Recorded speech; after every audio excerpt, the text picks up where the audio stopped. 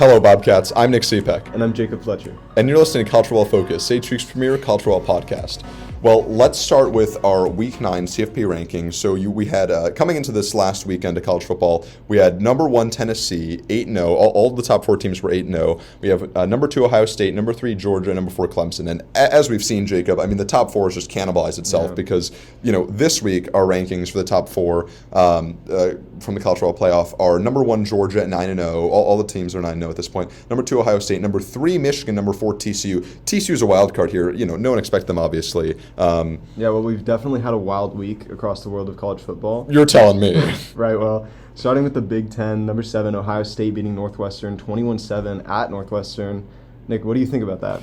Look, we knew the weather was going to be a factor coming into this game, but honestly, I'm surprised just how much the Ohio State offense struggled. I mean, This is a team that's going to be playing, in high-level games coming up. They're probably going to make it to the CFP, barring anything, outrageous happening. I mean, their offense struggled, right? How does that look like the number team in the country to you? I don't know.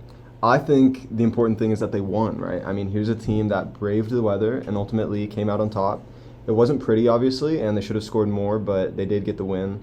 And look, they're probably looking ahead to Michigan at this point. Well, speaking of the team up north, I mean, how about the Wolverines? I mean, 52 points. Well, it was Rutgers. Sure, and you're absolutely right. But still, 52 points against any team, that's impressive. That's the amount of points that Tennessee had to put up against Alabama a couple of weeks ago. This looks like a team that's ready to play Ohio State, that's ready for the playoff.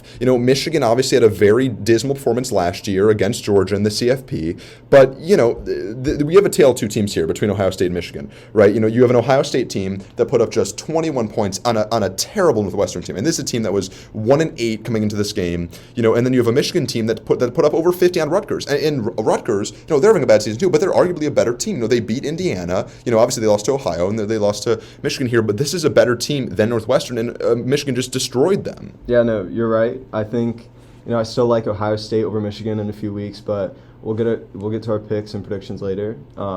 Let's talk about TCU. I mean, here's a team that no one thought would be as good this season, but 4 weeks in, and they're number 4 in the country.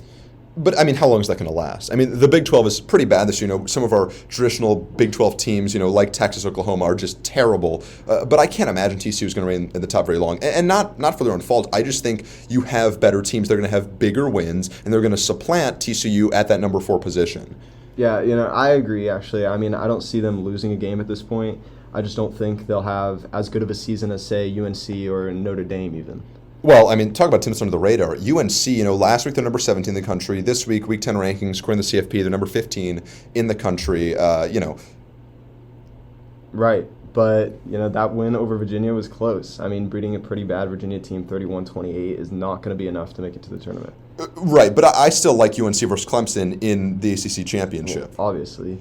Right, but the ACC is more competitive this year than usual. I mean, if Clemson drops on their games, suddenly Syracuse can play for the championship, and Clemson, that's a realistic possibility. They barely beat Syracuse. Syracuse is having a good season. They're 7-2 at this point. They could, have a couple more good wins. Clemson drops another one, which is possible. NC State's looked good in that ACC Atlantic division. There's other competitive teams. I think, Syracuse could kind of needle their way up there, and it could be Syracuse-UNC. Well, that Clemson loss to Notre Dame was pretty bad. I mean, Clemson had just looked pitiful all season. Yeah, if you're Dabo, I mean, how do you reconcile 2 loss seasons? And where do they go from here, Yeah, I think Clemson is falling into an Oklahoma scenario where they had a couple of good quarterbacks that are just, irrelevant now.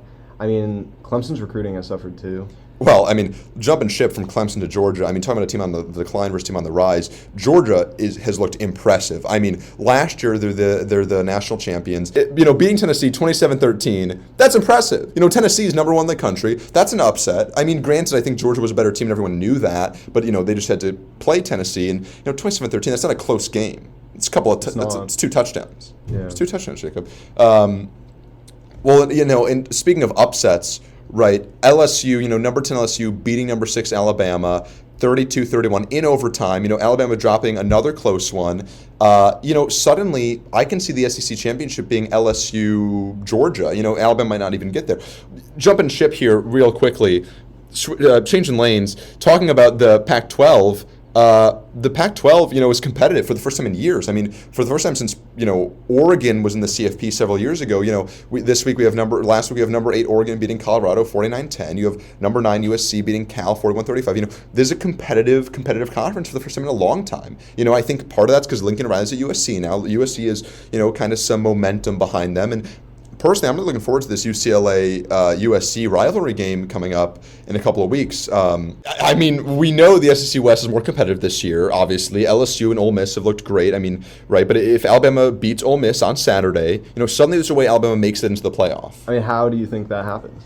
Well, let's say they beat Ole Miss. Okay, then in the SEC Championship, Georgia embarrasses LSU, and maybe Tennessee drops another game. Then you have a scenario where a 2-loss Alabama team might get in over some other teams in the ACC or Big 12, and we've seen this kind of Alabama favoritism. In the past, we've also seen multiple SEC teams make it into the CFP in the past. I think it's a realistic possibility, but I think that's all the time we have for today. Yeah. Goodbye, Bobcats. Thank you for listening to Cultural Focus with Nick Cepek and Jacob Fletcher.